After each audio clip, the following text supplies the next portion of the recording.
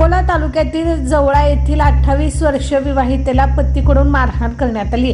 विवाहिता ही सांगोला तालुक्यातील सोनंद हद्दीतील झणझणीत हॉटेल या हॉटेलमध्ये काम करत होती। ती काम करून घरासमोर आली असता नवरा याने पाठीमागून येऊन तू हॉटेलला कामाला का जाते असे म्हणत शिवीगाळ दमदाटी केली आणि हाताने मारहाण केली। एवढ्यावरच न थांबता लोखंडी पाईपने तिच्या डाव्या पायाच्या नडगीला मारून जखमी केलं। मुलगी भांडण सोडवण्यासाठी आली असता तिलाही मारून जखमी केले। या प्रकरणी सोनाली माने वय वर्ष 28 राहणार जवळा सांगोला यांनी या घटनेची नोंद सांगोला पोलीस ठाण्यात दाखल केली।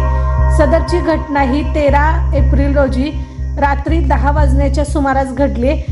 सोनाली यांनी या घटनेची नोंद सांगोला पोलिसात केली असून पोलिसांनी मारहाण करणारा पती नागेश माने याच्यावर गुन्हा नोंद केलाय।